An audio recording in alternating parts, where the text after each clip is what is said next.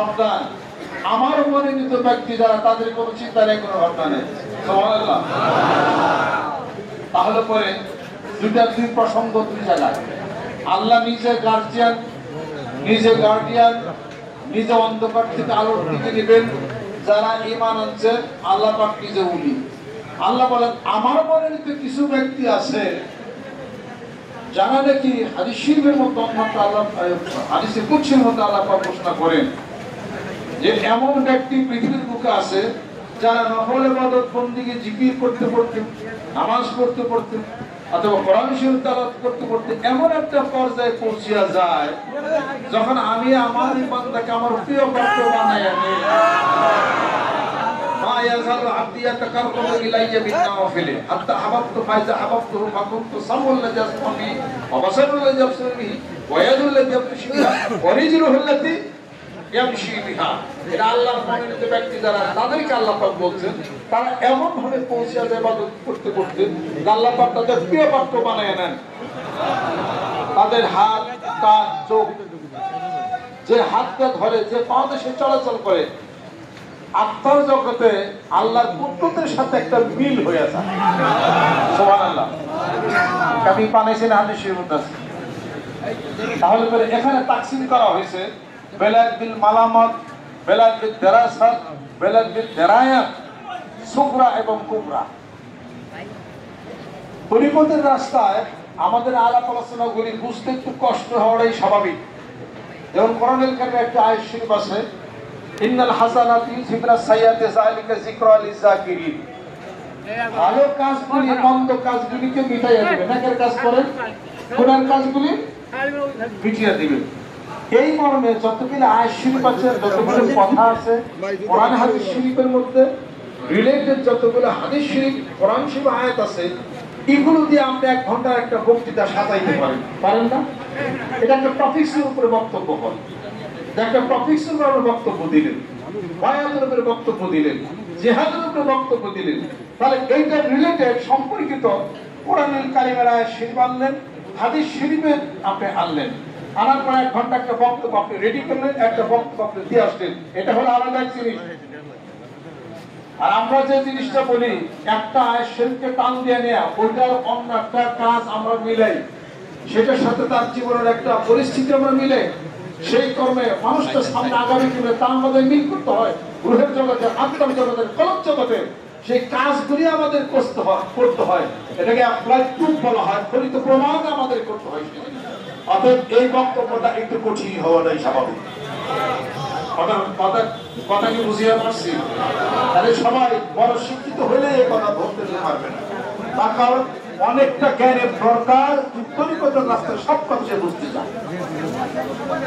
আয়াত একটা পড়ি, কথা ঠিক আয়াত শরীফ, এটা লেনজা অনেক জায়গা আছে, ওই লেনজার সাথে লেনজা মিশাল লাগে। বাংলা কথা যেটা, লেনজার সাথে লেনজা না মিশালে পারবেন না। আপনি শুধু খালি সরকার আয়াতে সরকার বক্তব্য দিবেন, সরকারের উপরে বক্তব্য হয়ে যাবে, যাকাত দিয়ে যাকাতের উপরে বক্তব্য হয়ে যাবে, জিহাদের উপরে বক্তব্য হয়ে যাবে। এটার যে প্রয়োগ আছে, যেহেতু তরিকা চলে, এটা বায়াত চলে, আত্মশুদ্ধি চলে, এটা প্রয়োগ করতে হবে। এটা এই প্রয়োগ করতে গেলে এটার আলাপ আলোচনাটা একটু কঠিন হবে, হওয়াটাই স্বাভাবিক। কথা ঠিক কিনা বলেন? অর্থাৎ কারোর কাছে এটা কঠিন লাগতে পারে। এক জায়গায় আরেক জায়গা 3 তলা, আরেক জায়গা 4 তলা, 1 তলা থেকে 4 তলা উঠতে হয়, 4 তলা থেকে 6 তলা নামতে হয়, 6 তলা থেকে 9 তলা উঠতে হয়। যায় ওঠানামা আছে না? তারপরে 1 তলা থেকে 9 তলা উঠবেন, 9 তলা থেকে নিচে নামবেন। এটা তো সহজ, এটা যে কাজটা তো সহজ। এটা আনা ইনদা যন্নি আবদি বি ওয়া আনা মাহু ইদা যাকারানি ফাইন যাকারা ফি নাফসি যাকারতু ফি নাফসি ওয়া ইন যাকারা ফি মালিন যাকারতু ফি মালিন খায়রুম মিনহু ওয়া ইন তাকাররাবা ইলাইহি শিবরান তাকাররাবতু ইলাইহি জিরা ওয়া ইন তাকাররাবা ইলাইহি জিরান তাকাররাবতু ইলাইহি বায়ান ওয়া ইন আতানি ইয়ামশি আতাইতুহু হারওয়ালাদান। এটা তো বলতে সহজ, এটা আপনার জীবনে প্রতিষ্ঠা করাটা কঠিন। এই প্রতিষ্ঠা করতে হবে কেমনে, এই মর্মে আমাদের বক্তব্য রাখতে হয়। তরিকতের রাস্তা অন্তত পক্ষে 10 বছরের ধারণা না থাকলে সে বক্তব্যই সে বুঝতে পারে। তার জন্য খুব কঠিন একটা কাজ এটা হয়ে যাবে, এটা খুব কঠিন কাজ এটা হয়ে যাবে। একটা হলো ফানা, ফানা হলো দুই প্রকার, ফানা হলো দুই প্রকার, মানুষের সাথে মানুষের ফানা, মানুষের সাথে আল্লাহর ফানা। মানুষের সাথে মানুষের ফানা হানাফি সাহেব, হানাফি রাসূল, আর আল্লাহর সাথে মানুষের ফানা সেটা হলো বাঁকা, সেটাকে বলা হয় বাঁকা, বাঁকা বিল্লাহ। হানাফি সাহেব, হানাফি রাসূল, এরপর হলো বাঁকা বিল্লাহ, তার আগে মানুষ বলে ফানা বিল্লাহ। আসল স্তর হলো একটাই, বাঁকা বিল্লাহ। বাঁকা বিল্লাহ স্তরে যখন সে পৌঁছে যাবে, এটার মধ্যে বাঁকা বিল্লাহ স্তরে যখন মানুষ পৌঁছায় তখন আর জাত কাজ করে না। আল্লাহর সাথে যখন ফানা হয়, বাঁকা হয়, তখন কোনো জাত কাজ করে না।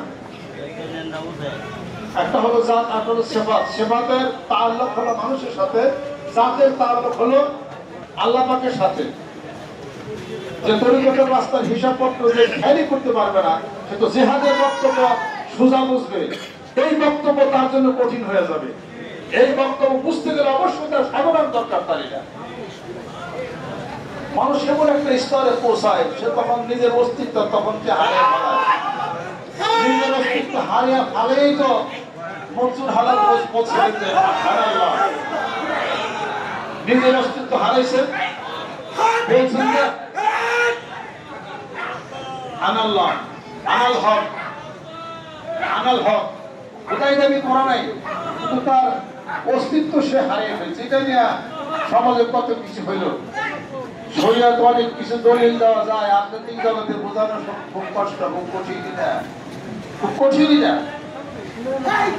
এই জন্য তো সে বলছে আছি বলে মাসুক মিলে মনসুর হেল্লা যে আমার আনাল হক বলে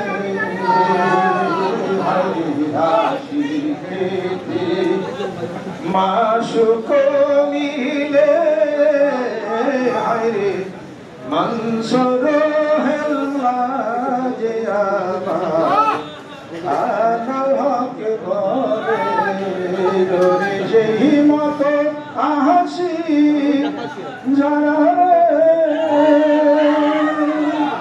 আরে বন্ধু দেশ বিদেশে ঘুরা তার আশায়, বন্ধু দেশ বিদেশে ঘুরা তার আশায়, বন্ধু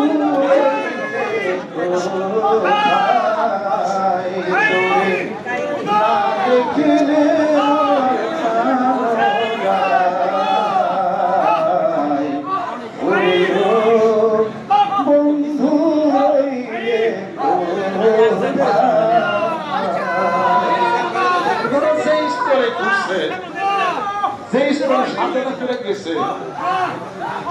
সারাদিন সংসারের জীবন খাটাইয়া 10 মিনিট জিকির করে, তাই কি সম্ভব?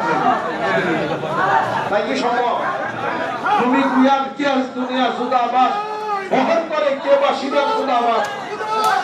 এই যে খোদা, এই যে খোদা, আল্লাহ আল্লাহ আল্লাহ।